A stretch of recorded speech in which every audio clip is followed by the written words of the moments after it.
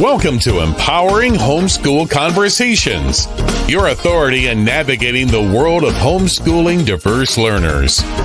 Featuring Peggy Ployer from SPED Homeschool, Annie Yorty from AnnieYorty.com, Leilani Melendez from Living with Eve, Stephanie Buckwalter from eLARP Learning, and Dawn Jackson from Dawn Jackson Educational Consulting and Tutoring.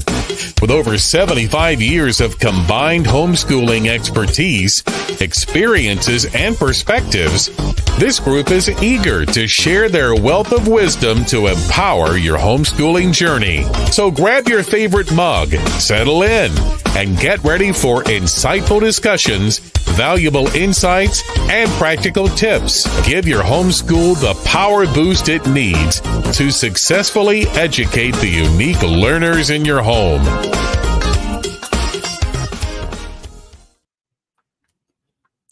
Hi, everyone, and welcome to Empowering Homeschool Conversations. Today, we are going to talk about a parent's guide to equipping homeschool students with essential technical skills. And my guest today is Stephen Souders. He's the co-creator and co-owner of MYTEK LAB, a technology education company. Stephen's worked in the field of information technology since he was 15 years old when he began a career in working for an ISP while still in high school. He holds a bachelor's degree in computer information systems from Florida Gulf Coast University and a master's degree in computer information systems from Kennesaw State University. Over the years, Stephen has worked specifically in the web development field, managed an information technology department, and taught classes at Georgia Highlands College for over 6 years. Stephen and his wife, Jackie, opened MYTEK LAB in 2015. And together, Stephen and Jackie not only manage MYTEK LAB, they also homeschool both of their teenage daughters from their home in the state of Florida. Welcome to the show, Stephen. I'm so excited to have you here today. Well, thank you, Peggy. I am so thrilled to be here and share some interesting technology information and knowledge to all of your viewers. Absolutely. It's just a constantly changing backdrop that we're trying to home educate towards. You know, the technology runs so much of our lives now, and we kind of do our kids a disservice if we don't keep up yet. We feel like I can't keep up. So I'm glad with our parents. I know I read your bio, but I would love for you to just share, you know, what fuels this passion for you to be helping students with these technology skills, and maybe even within your own home. Sure. I've always felt the pull to work with technology from an early age. And we didn't really have access to a lot of technology when I was a kid. And it wasn't until my mom started bringing home old equipment from the office. Yeah. Old computers, and saying, hey, I brought this, and you know, it's interesting, and take it apart and do something with it. And I think that's still, you know, important these days. But the funny thing is, these computers were already a decade old, and it was difficult to really do much with them other than use a simple little, you know, console and maybe interact with it. And there really wasn't a lot of technology education back in the 90s, especially early 90s. Yeah. And I mean, I think we all take that for granted now, that there's so many resources, including us, that we just didn't have back then. And I hope kids really appreciate that. I hope they do, because things are awesome right now. And they have been for quite a few years. And what you can do with them too. Yes. Yeah. Even at a simplistic level. So that's amazing. For sure.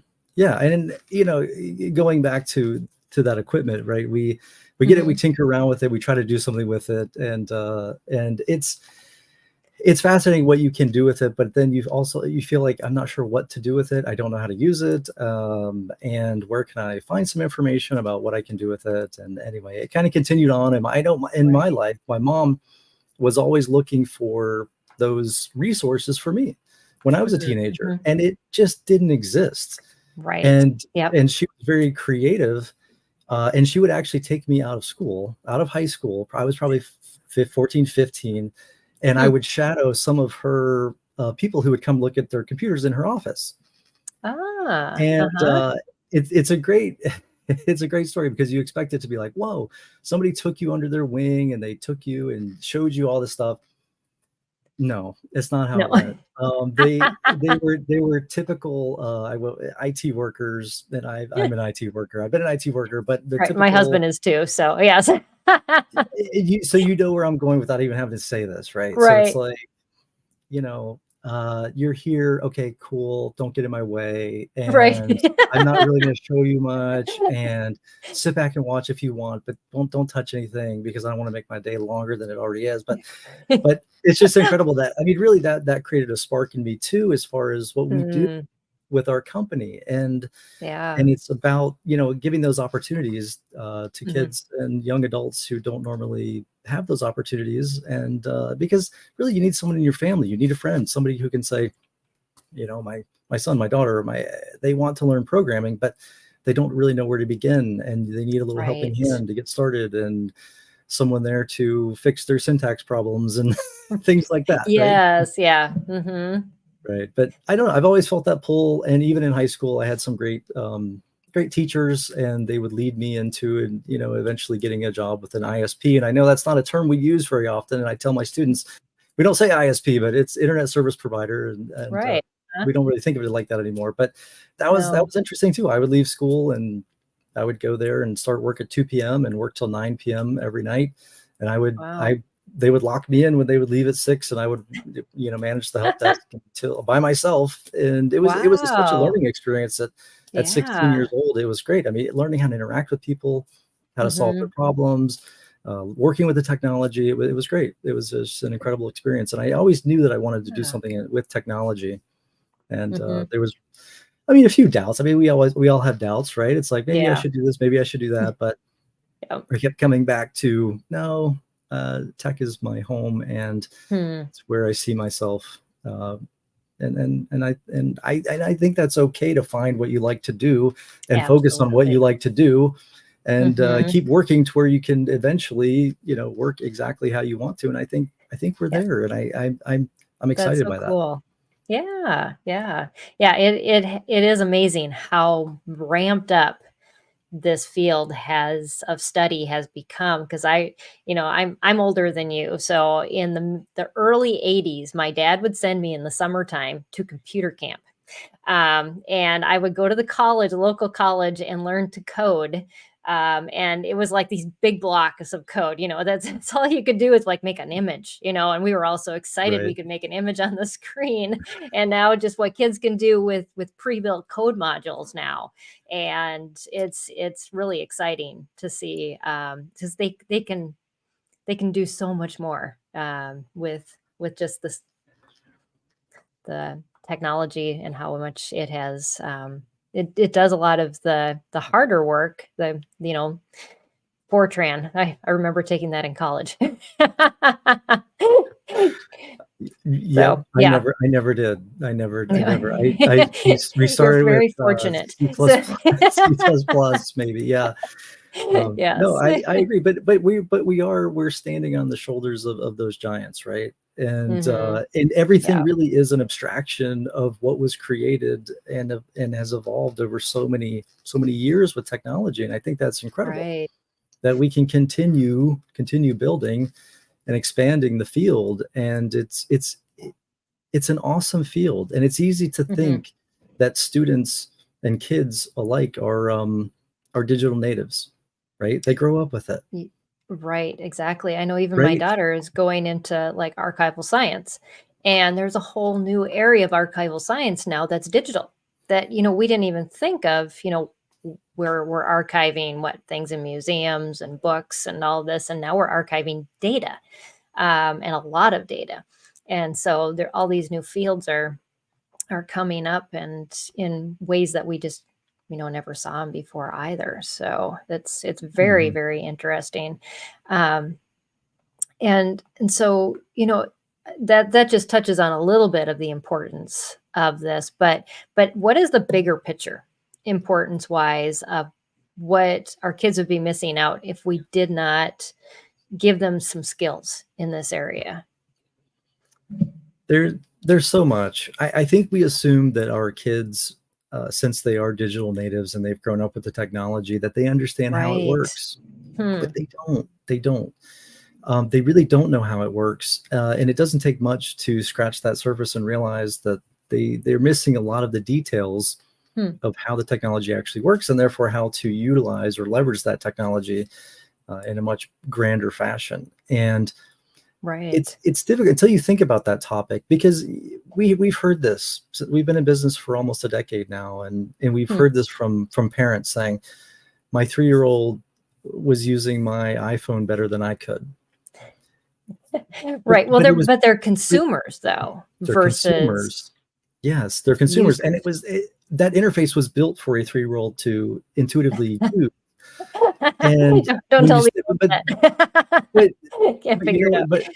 right, but you see what I'm saying there. There's Right. that little bit of a disconnect, and when you kind of say things like that, it's like, well, yeah, you're right, because I can tell you a lot. I work with students every day, every week, and I ask them questions about things, and it's amazing what they don't really know about even the most basic topics as it relates to technology. And I think it's about exposing them to a very broad sense of what it can be, which is interesting, because if you think about technology education, what is it? What is technology education? We often think of it as being programming or robotics. And if you look at it, that's in the really, homeschool world, those are like the two categories. that's it. Yeah. That's it. And it's funny, we have parents who will say, my daughter's taking coding at MYTEK LAB and has been for 3 years.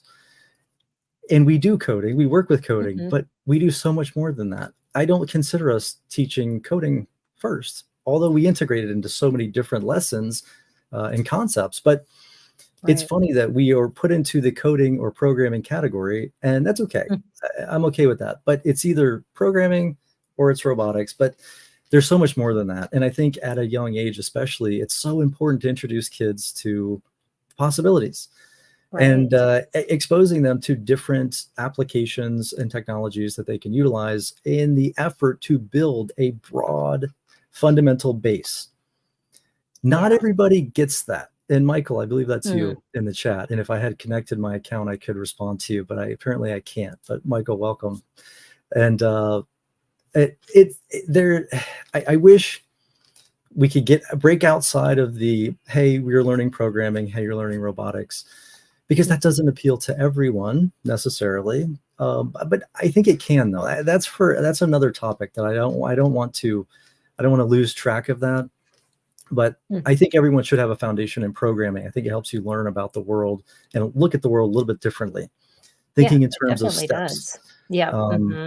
But just having a general sense of ease with technology, you realize kids don't have, and they have, they feel uncertain about a lot of things that we don't think of, because they set up the router at home, they set up their gaming console, their gaming PC, they handle it all, but they're just plugging and playing and rebooting things, and things just kind of come together, but they don't really know what's happening with the underlying technology there. But it's fundamentals are key, but they're not always glamorous. And I work with students from every age, right? And I try to make the fundamentals glamorous. I try to make them fun and engaging. And they're not always, but I try to make them interesting through different projects and applications that we build and things that we think about in a live lesson and discussions, and the chat's always going, and there's so much to it. But I want our students to have that solid base to where they feel like if they're put in a situation someday in a career, in a profession, even if it's not related to technology, and you never know when you're going to be confronted with that problem. Something happens in the conference room and it goes down, and they feel like they can jump in, at least say, I don't know how to fix this, but I think I can, and I'm going to try. And I think that's the biggest thing that we try to is give them a general sense of ease, because you'd be surprised at how many students go off to college, maybe, who don't really feel prepared from a technical perspective. And how much technology is used in college, and how it is amazing. Yes, amazing. I know. Just my daughter starting this last year, all the chat groups she has to be on. She gets grades for answering people's questions, for posting things up in videos, and sharing all this. And they have to be comfortable with a brand new platform that they've never used before. But if you've used other platforms, I think that, like you were talking about, Stephen, it's that fear factor that they have to get over to say, oh, I've done something like this before. I'm certain I can try this, instead of just shutting down. Because when we see, they're overloaded, because, this is like day one of school. Now you've got to not only do everything else, but you've got to get set up on all the technology. And that's huge. It is. And it changes. I mean, we are, and I know we were going to talk, I'm probably jumping into some of these topics before we should, jump but, all over the place. but it's how I normally go, just from topic to topic, jumping and going. Yeah. But, I mean, we are living in that next technology revolution right now, and it's artificial intelligence. And, it's polarizing a little bit of a topic, because, people think they're scared it's going to take their jobs. But it's kind of like there's no going back at this point. No. Yeah, it was crazy. I was at a coffee shop on Monday, and I heard in the background this guy saying, "This AI stuff is amazing. It just wrote my outline for my business meeting." And so, but I mean, and I was just telling Stephen before the show, I just had AI write probably 20 different pages of things I had to come up with, and I'm not a writer, and oh man, saved my life and a lot of time. So yeah, there is no totally agree. back. I totally agree. I've used it every day for at least the last year, because it's great to have that little bit of a crutch. And I don't see it completely eliminating jobs in the near future. No, but I think it's going to make us all more capable of our existing jobs, at least for the near future, until things evolve into a different level that we can't even really comprehend at this point. Right. But it's a great tool. It's an amazing tool, but it's only part of the picture as far as technology education goes. And it's difficult to respond to only text type responses as well. So a lot of things that we work with in technology, it's not just text based. It might be a creative application for 3D modeling, which AI can probably do that someday, but right now, not really. It's just asking it a question and getting a response, or whether you're developing pixel art for a video game. I don't know that AI is going to be able to help you too much and explain exactly where to place the pixels, and maybe how to conceptualize it and put together, the overall project. But for the most part, it's not going to be what it needs to be. Or think about networking, the concept of networking. So there's many areas of technology that we focus on, and networking is one of them, because it's often forgotten about. Yeah. It's the technology that sits back there, which is enabling this to happen right now. And people focus on that full time in their jobs and their careers.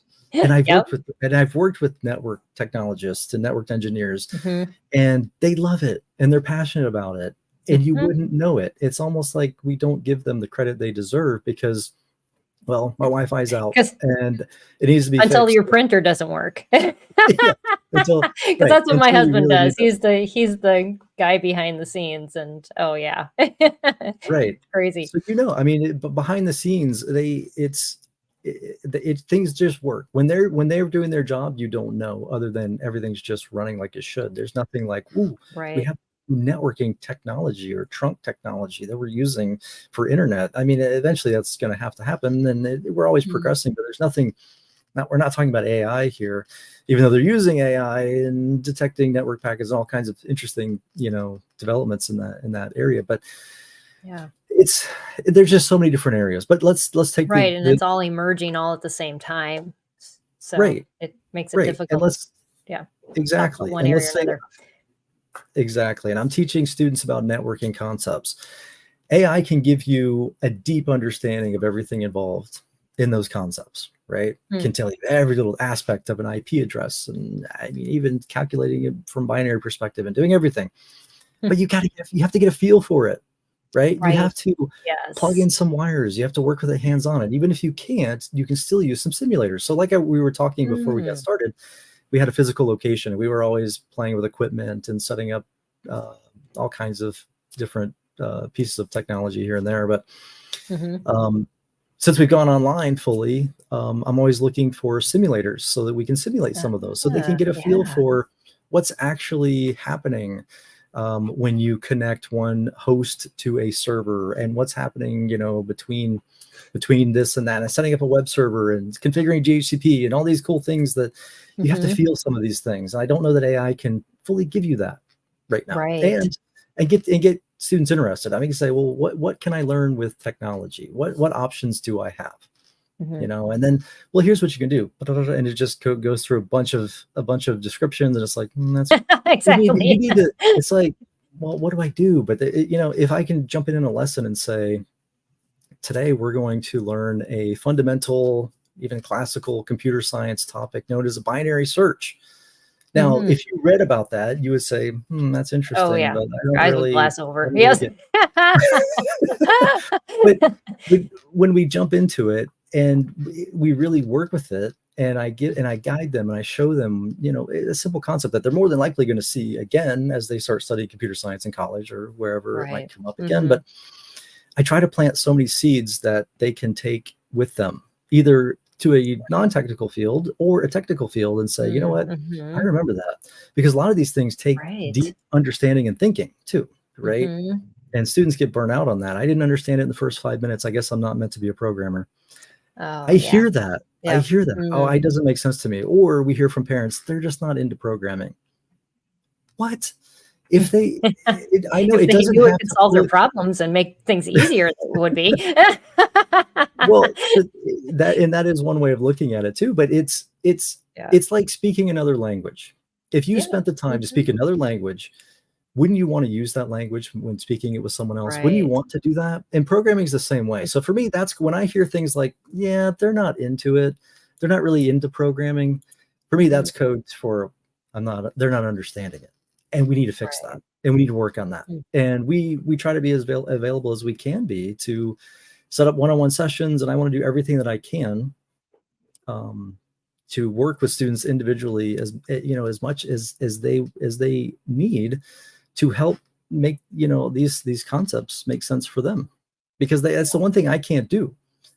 I can show them every fundamental. I can give them examples. I can be the cheerleader in the lab. I can be everything I need to be and guide them and help them with syntax issues and little real world examples, but I can't make it make sense for them.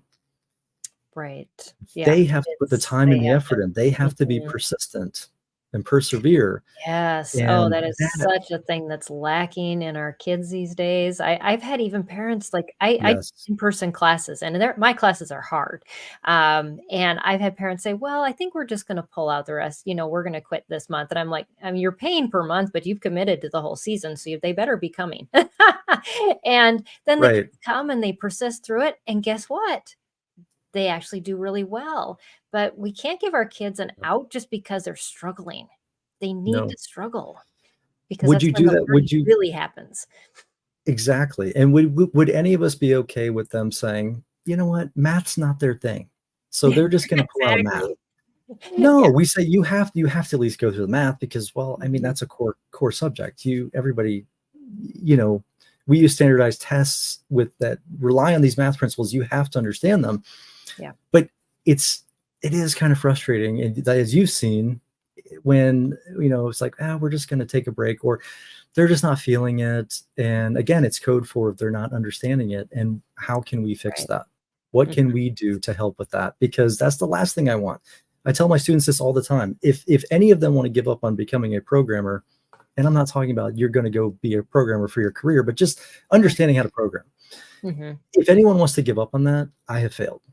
And that is the last thing. I want anyone to just say, no, that's not my thing. It doesn't have to be your thing. It can be like speaking another language. But I guarantee you, even if you go into a non-technical field someday and somebody finds out that you can program or you understand these concepts, they will look at you differently and in a positive way. Absolutely. And I guarantee you, because it is something that not many people have. I know we think that everybody can program, but not really. People don't understand what it really takes to create a program of complexity. And it's something we hear too about AI and people who are making the AI chips like NVIDIA, and their CEOs saying, don't learn programming. It's a waste of time. And I'm just like, it hits me. And I have to talk to my students about this. It's like, where do you draw the line? I mean, AI can eventually do so many different things. Why are we singling out programming? And the thing is, programming, AI can write some programs in a very simple manner right now. Will they be able to write complex programs someday? Probably. How far out? Don't know.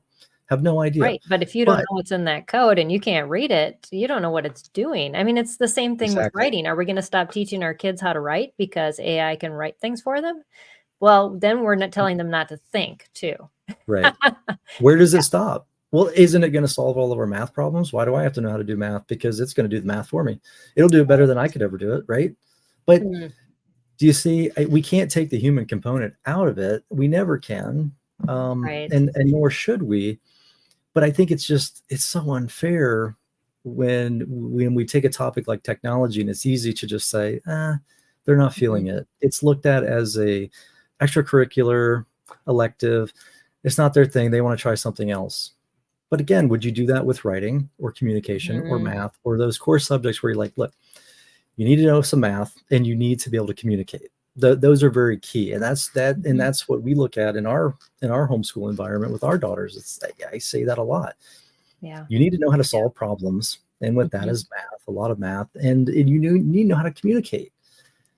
That's really, those two things will take you really probably into any career that you want. Right. If you can do that. Exactly. Yeah. Because it develops our higher level of thinking by doing those things. I know we had as you were talking about this, it hit me that my daughter's phone died when she was out and about. And she relies on Google Maps so much to get around. And so when she finally found her way home, because she's like, I know I have to go this direction, and I'll get there. But then her question to both my husband and I is like, how did you get around without Google Maps? And I was like, we studied maps. We had maps in the door. Right. Physical maps. You would have to actually plan ahead and plot your course. Where you were going and look for the big, and my wife and I say the same thing. I mean, we would take road trips, across the country, and I look back and I'm like, how did we do it? I don't even know how we did it back then, but I was like reading maps, and it would be, we'd go somewhere. My dad would pull out the map and here's where we're going to go. And he'd study it. No, he'd have it all mapped in here. So he knew exactly where he was going to go. But it's incredible how we give that up so easily. We just give that up. It's just, okay, now we rely on GPS. And I do the same thing. I mean, there's lots of times we've gone past through similar places and I'm like, I think we've been here before, but I wouldn't know how to get there. And by I wouldn't even know the roads I would need to get there because we trust GPS. Yes, exactly. I don't know. It's one of those things. And I think, but AI is going to become more like that too, where it's like, well, we trust the AI, but then that opens up the door for what's AI telling us? Is AI correct? And that's something I try to get my students thinking about too, is, when we say things like, hey, we don't have to program anymore. Well, who's programming AI? Who's programming the systems that AI is running on top of? Right. Who's doing those things? And if we don't know, and we no longer have that part of it, then we don't know what AI is giving us. Right. And we don't know if it's accurate. And we don't know if there's some sort of baked in bias that, could affect all of us. And I don't like that. I don't like that thought. And I don't think a lot of the students like that thought either. And even, in digital privacy, and it opens up so many doors of just thinking about things that, it's so easy to join social media and start sharing things. Yes. It's like, where does what's the bigger picture with that? And when you get thinking about that, it's that critical thinking. It seems like we replace a lot of our tech with thought, and we're allowing it sometimes to take over that position. So in looking at that, where should we be honing skills so that our kids become more technically literate and not socially illiterate, or I guess, technically illiterate. So they become so dependent on it that it doesn't even allow them to think anymore.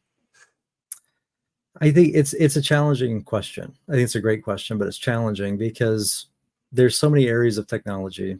But I think for kids and young adults alike, I think they need to learn as much as they can from many different areas of technology.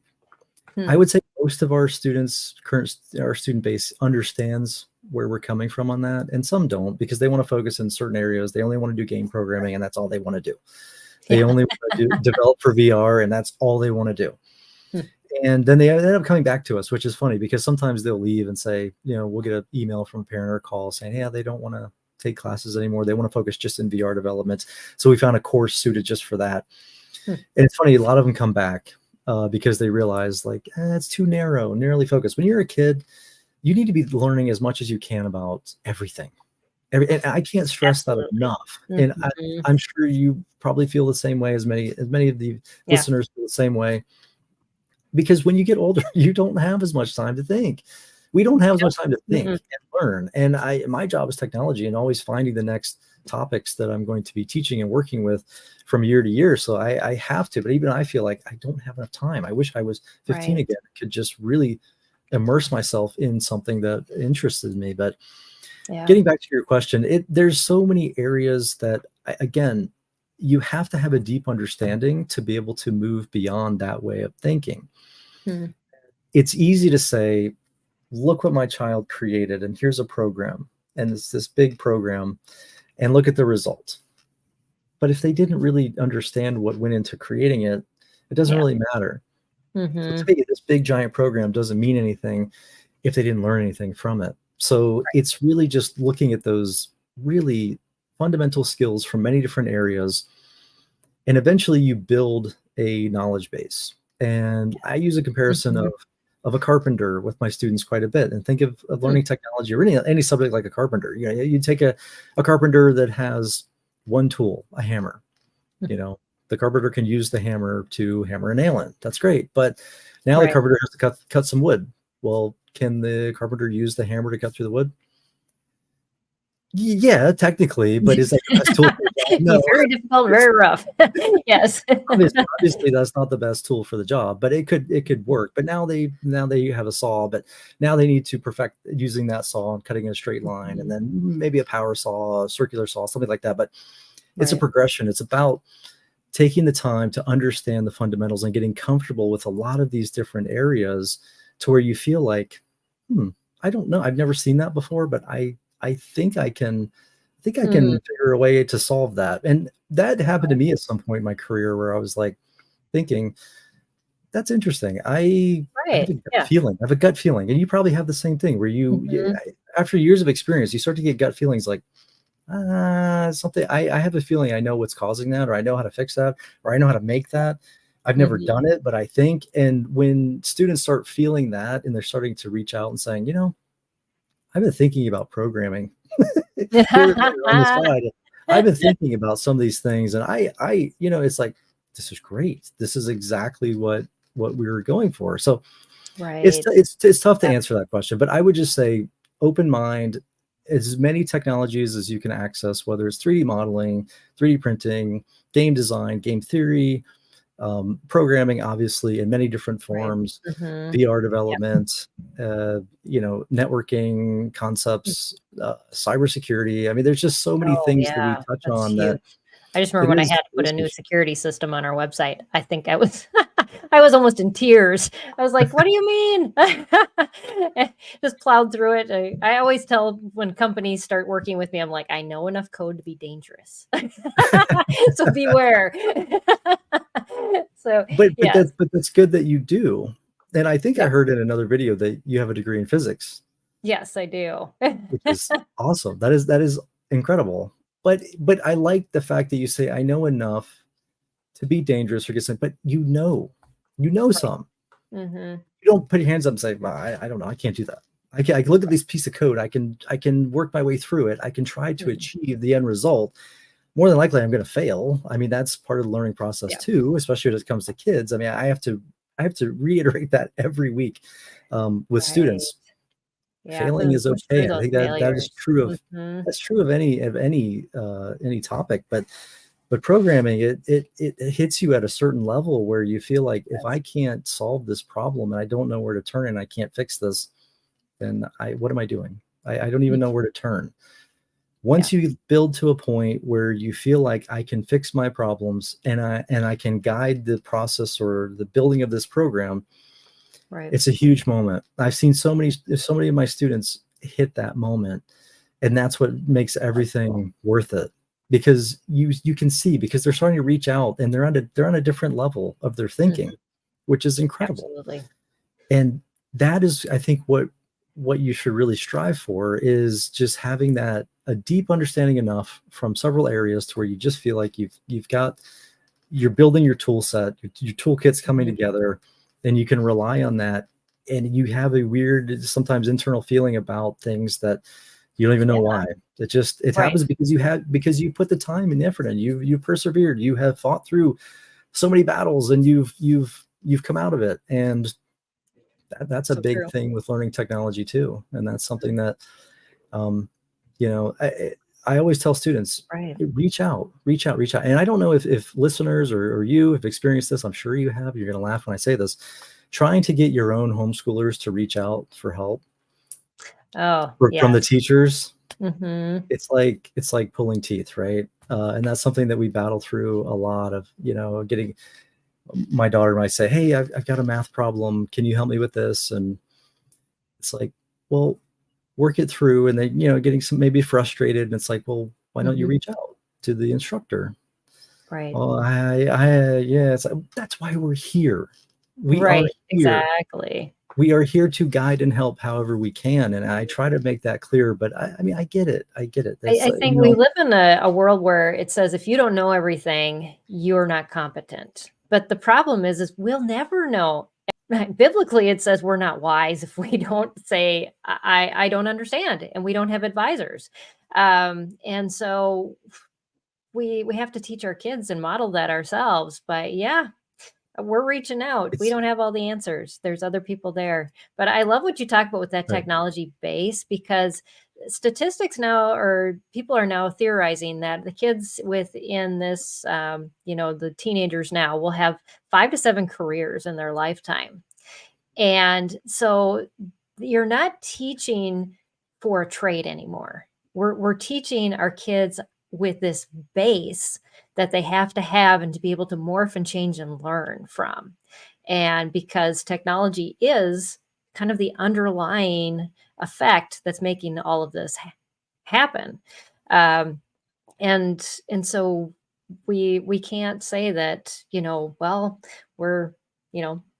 this is their field and we're just going to train them up to do that. Well, that's great until, like you said, AI might replace it or change it. And then how are you going to morph? Are you going to be comfortable? You're going to be so fearful that you just give up. So, yeah. You've said so many things. You've touched on so many Sorry. things. I'm just giving a thumbs up mentally, everything you're saying. And I totally agree. And it's frightening. Change is the most frightening thing. I remember reading a book a long time ago of a little mouse and a little piece of cheese. You probably read it years ago. Oh, yeah. Who moved my cheese? And dealing with change. And it changes the most frightening thing for a lot of us. It really is, because I want to know, I've worked hard, I've made it to this point, and I don't really have to work that hard anymore, but that's not the reality anymore. And there's so much uncertainty as it relates to careers and as it relates to AI. And you're right. I mean, having to reinvent yourselves so many times over the course of a career, again, is the reason why I want to create or help students become very resourceful. I want them to be extremely resourceful and know that we're changing topics. So they got comfortable on this topic, and it's a little safe place now. And you can continue developing in that application. You like pixel art, keep using pixel art. But now we're going into VR development, and we're going to work with VR. And you take some of those concepts, you can apply them into VR, here and there. But for the most part, we're moving on. And after a while, sometimes I'll get pushback initially from students saying, I don't want to learn. I don't want to switch. I want to stay where I'm at. Yeah. And then a couple weeks later, they're saying the same thing for that topic. Wait, I don't want to leave. This is great. I love it. We just code for it. This is my safe place again. I'm happy here, and I don't want to move. And it's like we switch again, and then it's like, but that's the method to our madness, so to speak. Is I teach everything that I enjoy too. I mean, I can't yeah. deny that. We all I have don't our think own anything, certain lanes. Yes. right. And, I might find a new area of technology that I've been wanting to work with and do some research for the year before, and next thing roll out, what we're offering in another course. And I enjoy it, and I like to geek out on it. And I like, but it's also providing that ability to change, which I think is important for them as well. Right. And as you've touched on, and we've talked quite a bit about, and it is a changing world. It's going to continue to change, and all we can do is say, all right, things have changed, and we're going to jump in, solve those problems, move on, and keep moving, because that's all we can do. Yeah. Yeah, absolutely. That really is. And we just do as much as we can and push our kids to people like you that can help even more. And I think it's so nice and refreshing for parents, because we have so many plates we're juggling and trying to keep up with everything. And I think with the with COVID happening, it opened up so many new doors for homeschoolers, because so many people went online and brought their expertise there and started sharing it with students. And I know you said you guys were set up like right before that to make that transition. So that was just perfect.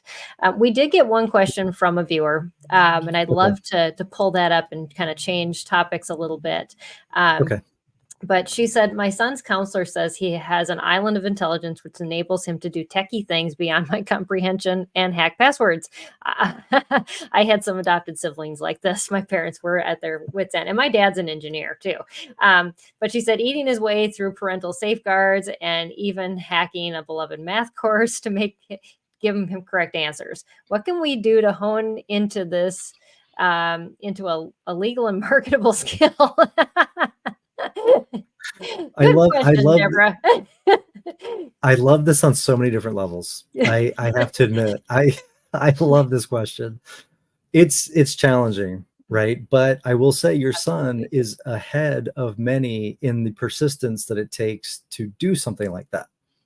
So if it is a problem, I would contact the parental controls company and figure out, why that's happening, obviously. Right. But I don't think that's where you're going with this, right? And Michael, yes, it does sound like you, which is okay. And it's something that I have to face with a lot of our students as well. I don't want to stifle creativity in the learning process. I do not want to say, don't do that. Right. I want to give them the tools to do that. So I would say but I always make it very clear, especially when the topic of ethical hacking, which I know sounds crazy, but ethical hacking or cybersecurity comes up, I make it very clear to all of our students that you cannot access another computer without permission. And if you do so, that's illegal. So you have to make that clear from the very beginning. Bad things can happen if you take it too far. But the general term of hacking is actually a good thing. If you're hacking your own computer, and I'm not talking with like, yeah, right. But you're trying to figure out how it works. I think that's the root understanding of what hacking is. And hacking is okay. Hackathons and coming together and programming it. Those are good things, right? But accessing things that you shouldn't be in your schoolwork, or getting to answers as a way of not having to do the work, and as incredibly gifted as that is, right? You still have those issues, but I would say foster it as much as you can, and continue to give your son the tools to not stifle that, right? Because then it becomes one of those things that I can't do, and I'm not allowed to do, and I'm not allowed to think outside the box. Which is the last thing we want with technology. Do you know how many times we have to think outside to solve problems? Because that's where new technology comes from, is people like that. Right. Yeah. So I would say try to come up with some other things for your son to hack, maybe getting some other hardware, some other components, and say, what can you do with this? And maybe say, let's not hack the math lessons, but let's hack this. Right. Or let's get a Linux server up and running. Right, Michael? And then we'll figure out ways of working with that and interfacing with that and doing some things with that. But, just maybe redirect and do something, because I face it all the time. When the term hacking comes up, the chat lights up in a live lesson and kids go crazy and say, I want to hack. I want to hack. I want to know how to do this. How do I hack my neighbor's Wi-Fi? And I'm like, no, you don't do that. You don't. That's what we don't do. It's illegal. I'm like, no, it's illegal, right? But you just want to make sure that I'm not doing anything illegal. But there are tons of careers. I mean, take cybersecurity, for instance. Oh, absolutely. So many parents will say, my son, daughter wants to learn cybersecurity. Is that something that you offer? And I say, yes, but not in the conventional sense. We focus on some cybersecurity topics, but what does it take to be a good cybersecurity analyst or technologist or engineer or whatever it might be? What does it take? Right. Understanding code, exactly. Understanding network topology, understanding cryptography, understanding all the things that what we tend to focus on at MYTEK LAB from a fundamental perspective. Yeah. It's like, okay, you install a system for hacking and you play around with it and you test and you do those things. There are certain rules that you can apply to learning cybersecurity. But if you don't have a foundation in programming, I don't think that's going to help you. You're going to have to write scripts. You're going to have to analyze code. You're going to have to take things apart and figure out how they work. And so you just have to build up that base of knowledge. So again, I love the question. It's tricky to answer because, you don't want to stifle that creative spark and you don't want to say, don't do this and don't do that. And I'm so careful to say that with students until they maybe have crossed the line a few times where I've said, you can't, I give you access to a live Linux server, right? I give all students somewhat protected access to that. But if they start doing things outside of what we allow, then I have to say, but you can't do that. You don't have permission to do that. You have permission to stay in this little space here, but trying to get outside of that, you don't have permission to do that. Sometimes we have to reel them in. And even I hate doing that. I don't like doing that at all because I want them to get in there and see if they can defeat some of the security on that server. Why would I not want that? That they're learning, they're realizing that there could be a hole in the security related to that system. So that benefits us. But if they bring the entire server down and we use it for a lesson the next day, exactly. Yes. That's a problem. So it's a fine line. It's such a marvelous question. I love that. I would say, like I tell students, persistence is probably the one skill that you need most to be successful at programming or really for most technical type topics, because we all want to give up. It didn't quite come together the way I wanted to. My code didn't really work. You have to persist. And if you don't, then you're going to just walk away and say, well, I tried to learn programming. I learned programming, but I didn't really learn programming. But it comes back to what you were talking about earlier. It's a language. And so when you're learning a new language, of course you're going to mess up. I mean, you're not going to get it, but you just have to keep trying. And then it becomes fluent. And when it becomes fluent, then you don't have to think the little pieces and putting it together right. You can concentrate on the bigger picture. And so there's where the technology skills come in handy, because like you said, even if they're not going into a tech field, they can utilize them across the board. So yes. And I've never had a student who has persisted enough to learn programming tell me they don't like it. Never.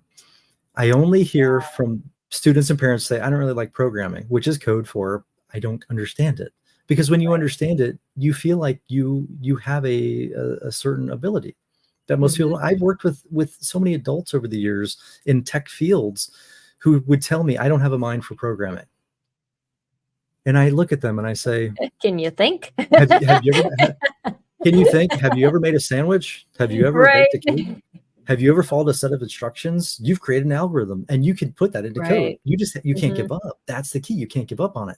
But it's amazing how it's almost pervasive in our society that you have a mind for programming or you don't. You have to be super intelligent to program or you can't do it. I disagree on so many different levels. You don't have to be the genius, amazing programmer, top 1% to enjoy it and create some cool applications. You can learn it to what you can understand, to the level that you can understand, and have fun with it. Yeah. But I know when kids are understanding it, because they're asking me questions and they're telling me what they've done and they're showing me what they've created and they're really excited about it. And I know that it's clicking and they're building that fundamental base. And that is the best thing that they can say to me. They can reach out, whether it's on any platform that they reach out to me on, whether it's through our system, through email, through Discord, whatever it might be. I know when they're getting it, and because they start geeking out, and that's great. Right. That's not a bad thing. No, That's a good thing. absolutely. And Yeah. and like Michael's putting in the chat there, and it's things like that. And Michael's had a huge breakthrough this year, and it's been great just watching him grow. Yeah, absolutely.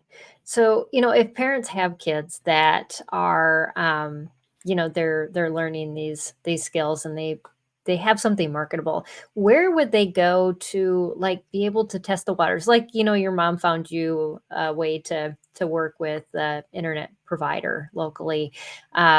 What kinds of opportunities are out there for them to start kind of building those marketable skills, or using what they have so that they have a little bit of something on their resume and maybe test it out in real world experiences? I wish I had a great answer for you, Peggy. Oh. I wish I did.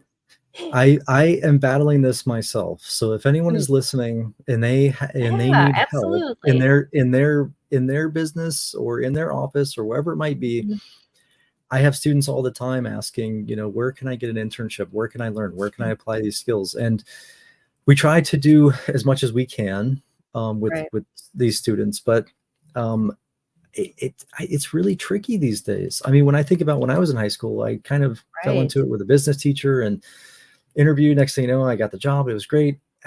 Kids need that. They need to go get that real world experience.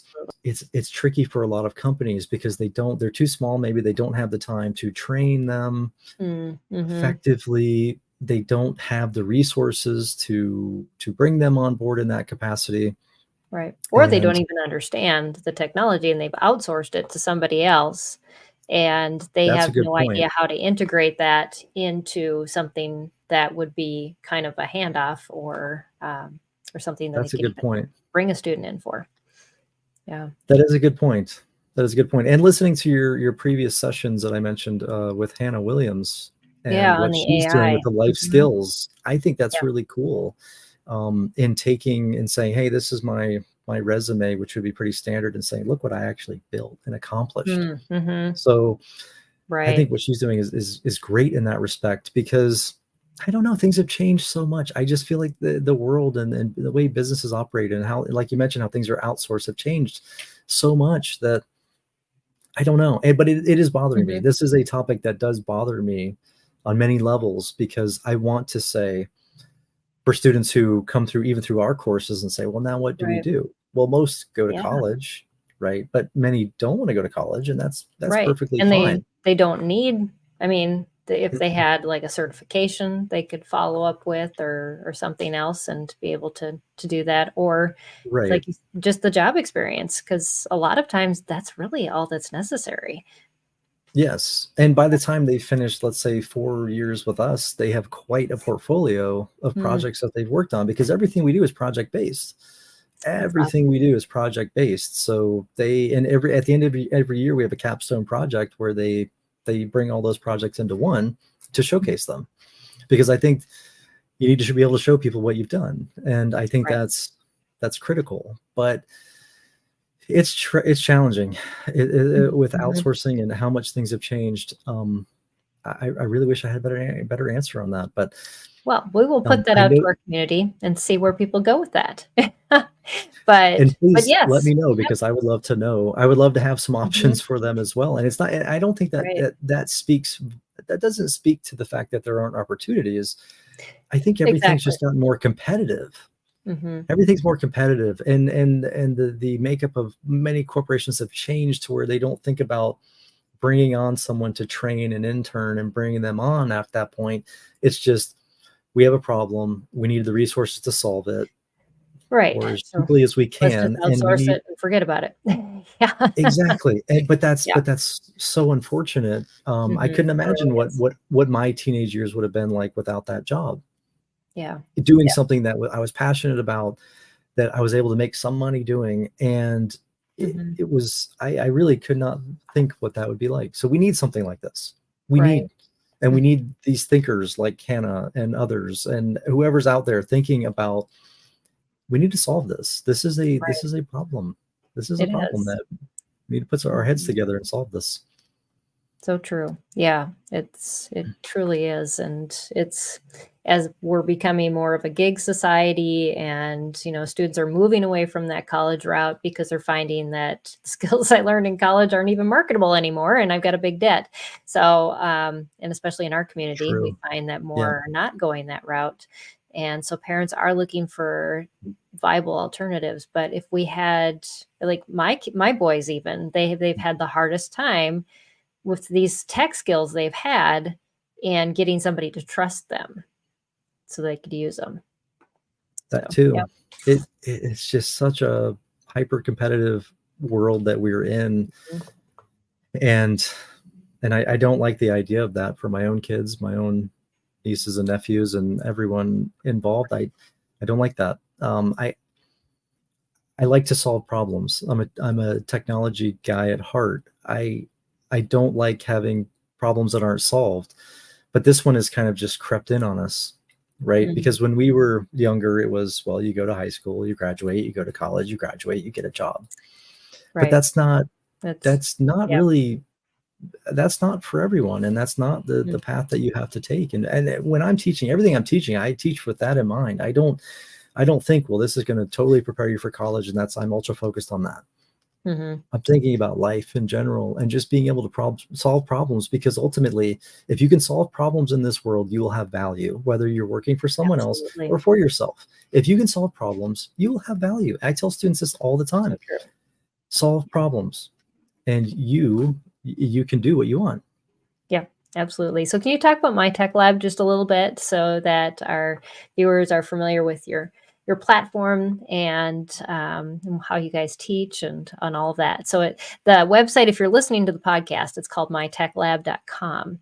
And so I'll let you just run with that. Sure. We have been working on this site for about 10 years now, and it really contains all kinds of tools and applications that students can use to better understand those fundamentals related to technology. Mhm. And I wish more people would sign up for it. Mm. I don't know how else to say. It's free. Sign up. You can sign up for an account. There's a parent or teacher account you sign up for. Then you can sign up student accounts underneath that.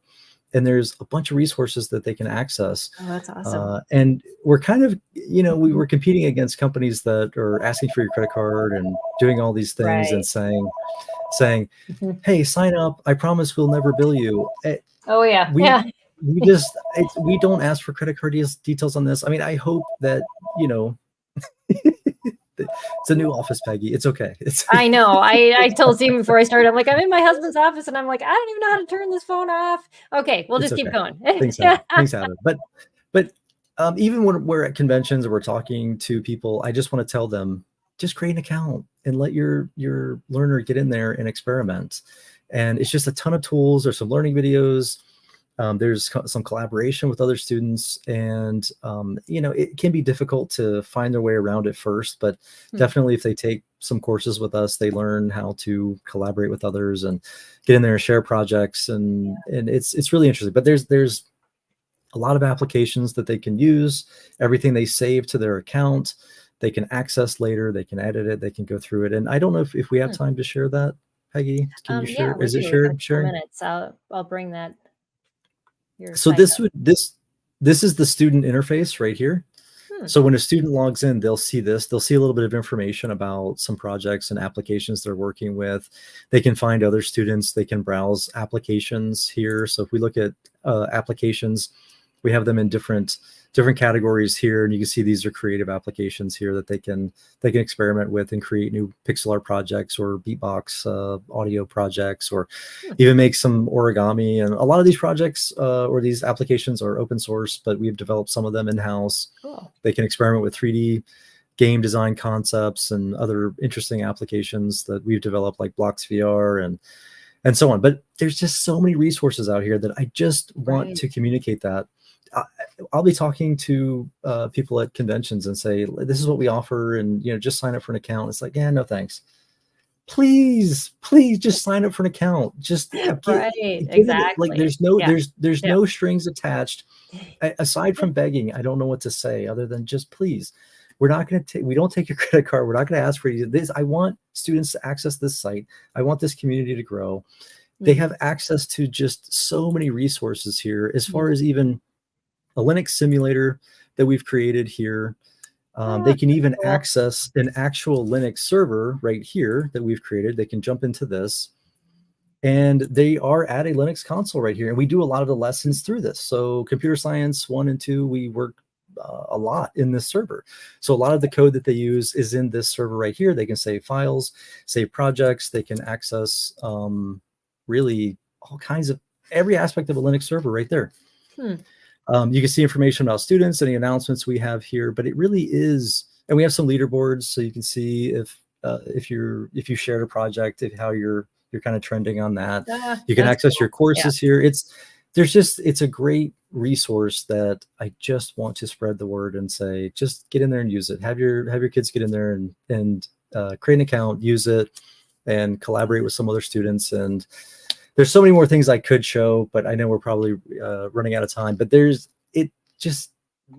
us know, and you can always reach out. So you can reach out if you have questions. So I think a lot of times people I'll put your information in the show notes too, so that people can just click on that and connect with you. But again, if you're listening, it's myteklab.com. So well, thank you so much, Stephen. This has been an incredible discussion, and definitely has kind of laid the groundwork for why do we do this, and why should we make tech an important area of learning within our home education. But well, thank you for having me, Peggy. And please, if anyone wants to reach out, if we can answer any questions, please feel free to do so. But thank you very much for the opportunity, and I hope to meet you someday in person, and maybe or do this again. There. Yeah, exactly. Yes. It's amazing how small the homeschool world tends to be when conference season comes around. So you never know. Well, thank you for taking time to share with us, and all that you do to just encourage homeschoolers. Just keep up the good work, and thank you. Keep encouraging and equipping. That's what you're doing. So thank you. Well, we'll do our next best. Week, absolutely. Next week on our show, I'll be back on Tuesday again, but we're going to be discussing financial strategies for families with disabled children. And so if you're kind of going, how do we save up those funds? How do we plan for the future? We have an expert. He actually is a special needs dad and a financial advisor and attorney. And so he's going to be joining us and helping us to find some creative and maybe just some non-creative or traditional things that maybe you can look at a little differently as you're doing that planning. So join us for that conversation then. Until then, take care, everybody. God bless. Thanks again, Stephen. And we'll see you next time here on Empowering Homeschool Conversations. This has been Empowering Homeschool Conversations, provided by SPED Homeschool, a nonprofit that empowers families to home educate diverse learners. To learn more, visit spedhomeschool.com.